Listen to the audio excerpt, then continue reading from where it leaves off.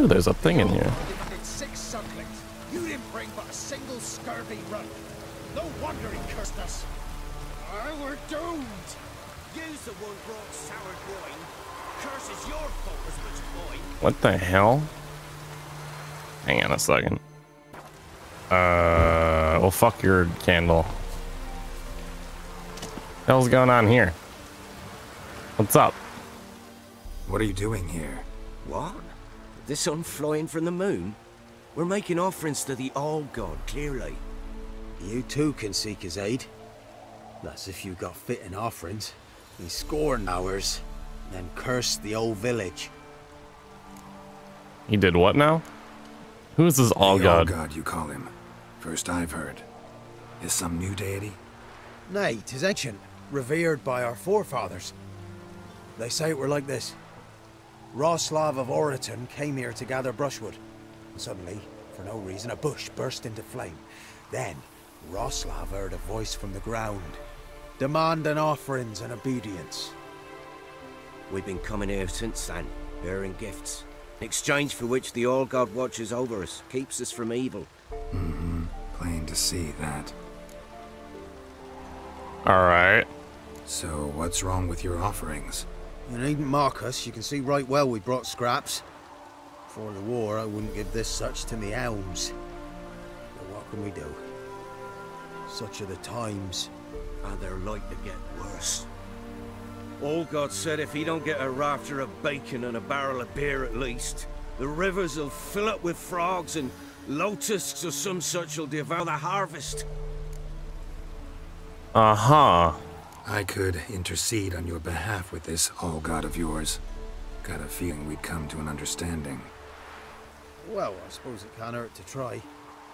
To speak with him, you have to stand before the altar and cry out, "All God, help a poor wretch in need." Who knows, he might just listen to a foreigner. Alright. Well, why not? Oh, All-God, help a poor wretch in need. Pretty please. How dare you disturb my divine rest, mortal? I dare disturb it because I want your divine self to lift the, curse you cast. Those peasants really don't have. They must bring worthy offerings or they shall face drought, driving hail, earthquakes, avalanches. I have spoken. Avalanches? Here? Huh. How would that work? No answer from the All-God. Fine. We can finish our conversation when I find him. Voice came from underground.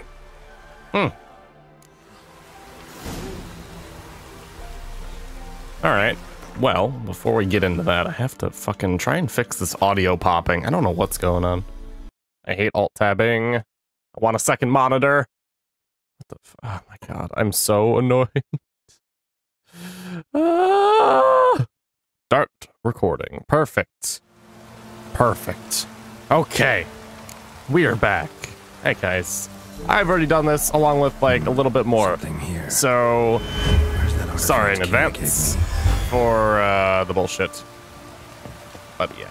Alright. Dun, dun, dun, dun, dun, dun, dun. What?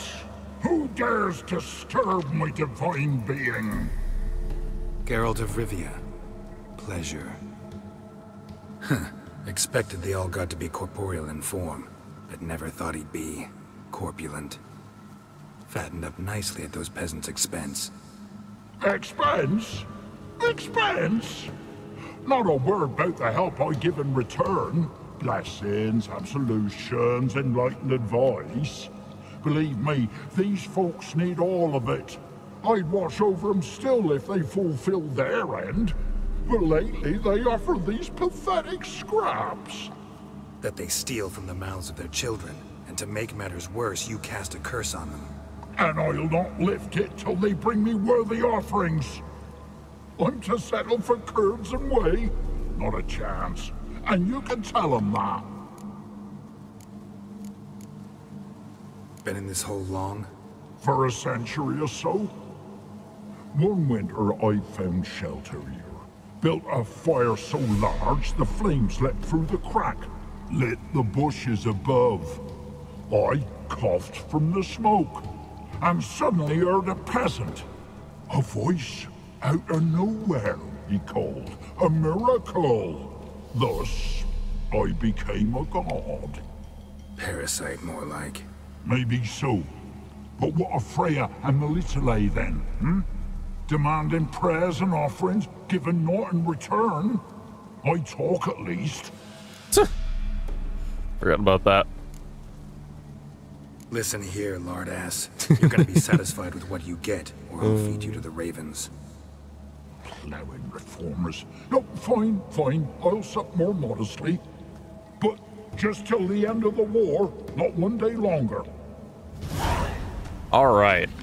So I'm going to reread this fucking thing for you guys because I've already done it, but you guys haven't seen it. So yeah, I'm assuming, how did I pronounce it last time? Sylvans? Or, yeah, whatever. They're greedy, or they're cruel, greedy, and treacherous. Still prefer them than Doin, whatever that is. Those things and yakshas, a kindred species, are extremely rare woodland creatures whose appearance combines traits of goats and rotund men.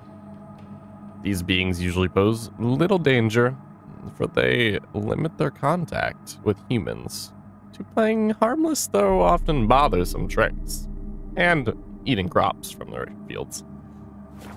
There you go. Enjoy. That's the decision I made last time. Haven't changed anything. Oh. Nah, just gotta go talk to these guys. Anything new? Talk to your all god. Talk to your all god, face to face. And will he show us mercy? He will. Promise to be pleased with whatever you bring. I told you the All God's merciful understanding. Thanks, Witcher. Did you know there's a crypt below? Oh, one last thing. Did you know there's a crypt beneath this hill? Might want to take a look sometime. Architecture's fascinating. All right. There's also a chest over here. I got 50 coins from that, which still surprised me because of peasants, but you know, I'll take it. I was gonna make sure there's nothing else around here that I could grab. Huh, looking at it. G'day. G'day. I'm busy man. Busy man. I just fucking helped you, you assholes. All right. Well. Ah, grr, shut your mouth. I kind of want to go down there and quote unquote steal things from him. So, quick save. What's up, buddy? You don't mind if I take these, do you?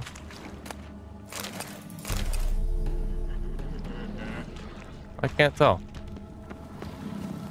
Well, whatever the case, I'm taking them. Punch. What do you got in here? Blade from Bits. I didn't grab any of these from last time.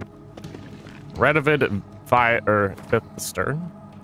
I have a lot of things to holy shit. Which brings us to the epithet of the current ruler of Redania, the Stern. Allow me to diagnose the causes and consequences of this appellation. Interesting.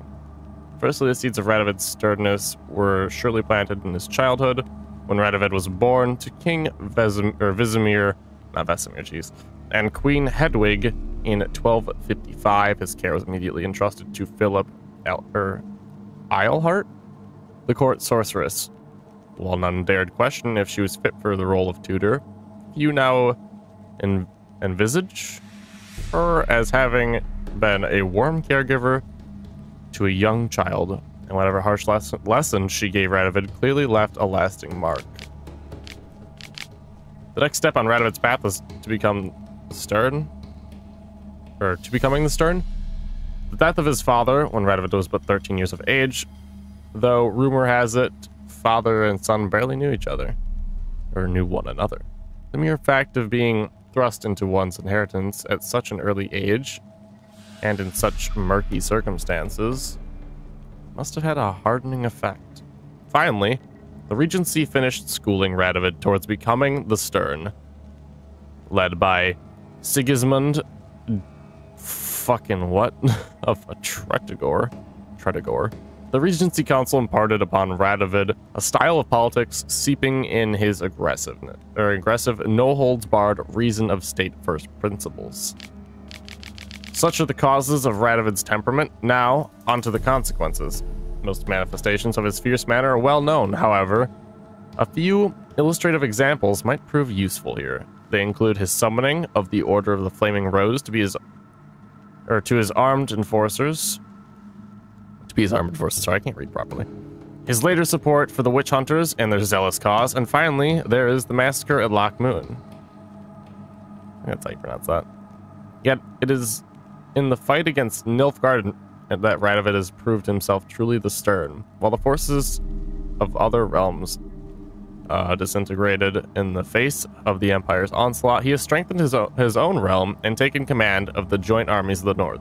Whatever their opinion of him before, all clear-eyed observers now agree Radovid V, or the Fifth, known also as Radovid the Stern, is the North's last bulwark against Emir's expanding power. Beware of trolls. Troll has been seen and heard to the east of Oxenfurt, on the left bank of the Pontar. Said troll has been known to sing Redanian marching tunes. It is suspected that this is part of some Nilfgaard diversion tactic. It is recommended that this area be avoided until the appropriate branch of His Majesty's services can take care of the problem. In the event of an encounter with the troll, it is recommended to remain immobile, keeping low to the ground and covering one's head with one's arms.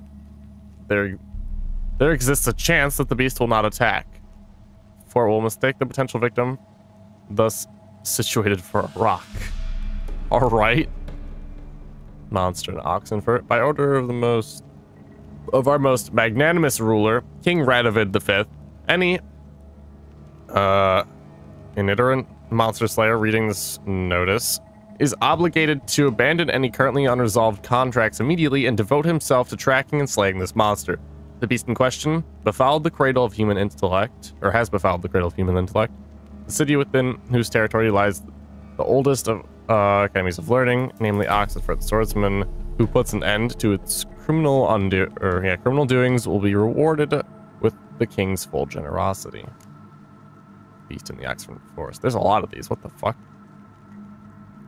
If you know no fear and seek work, read this notice. For the call contained therein will be of great interest to you. Hands of Sidarius, soldier of fortune and veteran of many wars, hereby makes known the following. Being greatly concerned about the fate of the local peasantry, which suffers horribly from the attacks of some monster nesting in the forest near Oxford, I have decided to grant purse of Novigrad crowns to the man who slays the beast. Yet, may it be known that any man who comes to me without a trophy shall receive no gold, but instead shall be tossed out on his arse so he shan't sit again until the end of days. There's a swindler about. Attention, countrymen, taken in by the platitudes of false prophecies dealt in by a certain so-called soothsayer dwelling in Benkelham. This man calls himself a sage, but knows as much about divining the future as any toothless village hag. And all he truly cares about is extracting coin from the unwary. Don't let him cheat you. It'll only encourage him. Fascinating. Witchers, not quite the devils you thought. A conviction has arisen amongst both mages and the hoi polloi. The Witchers barely rise a hair's breadth above animals, that they are deformed and bloodthirsty mutants. And that in slaking this thirst, they do not limit themselves to the fluids of monsters. Meanwhile, the research and observations of Virgil of Banard paint an entirely different picture of the cast. Of course, it is an indisputable fact that the mutation Witchers undergo influence their temperament, immune system, strength, and endurance. Yet one cannot consider them unthinkable beings forged only for killing as a result. In fact, Witchers cultivate a unique culture, a specialized body of knowledge, an effective training system, and even a code of honor. Jeez, what the fuck am I doing? They know an incredible amount about the effects of ingesting various organic and inorganic substances, and also a small amount, but nevertheless something, about the fundamentals of magic, by which I mean the simple spells they call signs. On the surface, the Witchers appear to be a homogeneous social entity, but in truth their fighting styles, training regimens, and worldviews differ significantly depending upon the school to which they adhere. The best-known Witcher schools on the continent are the School of the Wolf, the School of the Bear, the School of the Griffin, the School of the Viper, and the School of the Cat. Ooh, bestiary entered. Oh, a vampire. Interesting, cool, alright, I'll have to read that. I was like, what, I got something on the Witcher, excuse me? Are they a beast? No, it's just a vampire. My evening with a vampire. You will no doubt call me a liar, a cheat, and a madman. You will shake your head in pity and snort in disbelief. But I promise you, I swear on all the gods, everything which you shall read in the pages to follow is the truth, the whole truth, and nothing but the truth. I met the vampire of which I write years ago, in an inn at Beauclair. He introduced himself to me as Regis, and said he was a barber and a medic. Since he looked in every aspect like a mortal man, I might never have even suspected his true nature. Had fire broken out shortly thereafter in the establishment in which we were residing. This Regis, if that truly was his name, stood completely untouched by the flames, whereas my own clothing quickly caught fire. The vampire carried me out of the burning inn, saving my life from certain death, then treating my numerous wounds.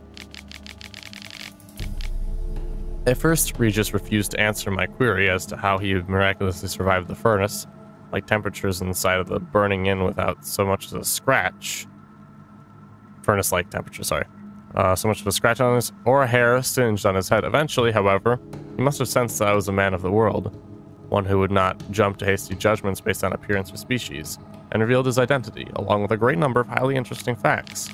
According to Regis, not all vampires are alike. This vast family contains both mindless catechins, fledgers, and chimeras, who in form resemble overgrown bats far more than humans, as well as alps and brooks. Brooks, eh? Ooh. Who look remarkably like comely maids. Or, yeah, comely maids? Camelli maid? Whatever. In addition to these, there are even more powerful, higher vampires, to which genus belonged my unexpected acquaintance. Not even a Witcher can discern a higher vampire from a mortal man. Contrary to popular belief, they cannot be killed by pounding aspen stakes into their chest, nor cutting off their heads. Nor, as I can vouch for based on personal experience, by fire. They do not fear running water, garlic, or the symbols of any creed. It might be some consolation to learn a vampire's bite does not turn a human into one of their number, as they do not in any way need our blood in order to survive. To them, it is merely a delicacy, which they indulge from time to time, like men do with fine wine.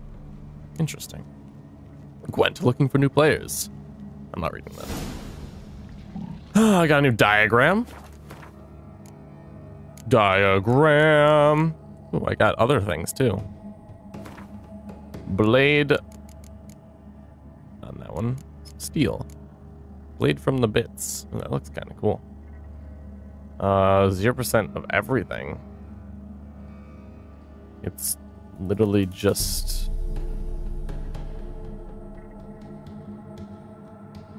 It has nothing. It doesn't even have a slot on it. Does it?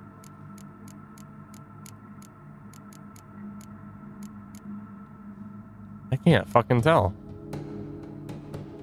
It just does a lot of fucking damage. Okay, wait.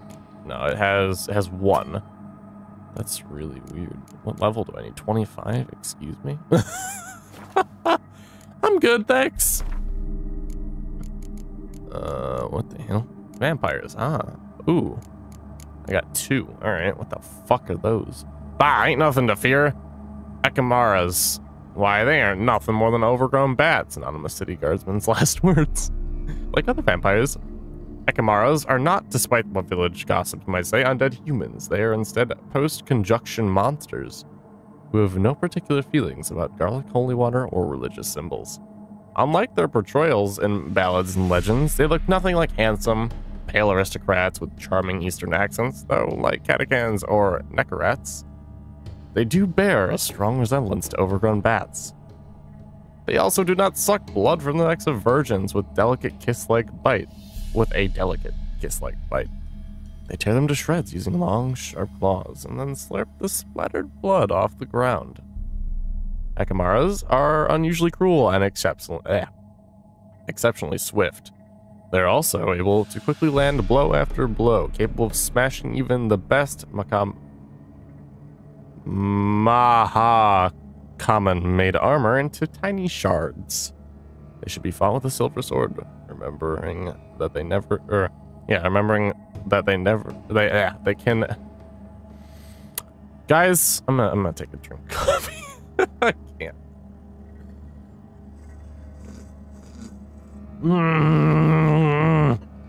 That's better. They should be fought with the silver sword, remembering that they can regenerate back health over time. One should thus never attempt to tire them out, or, God forbid, wait for them to bleed to death. Instead, cut them down as quickly as possible, and, if possible, burn the body to ash and scatter it to the four winds.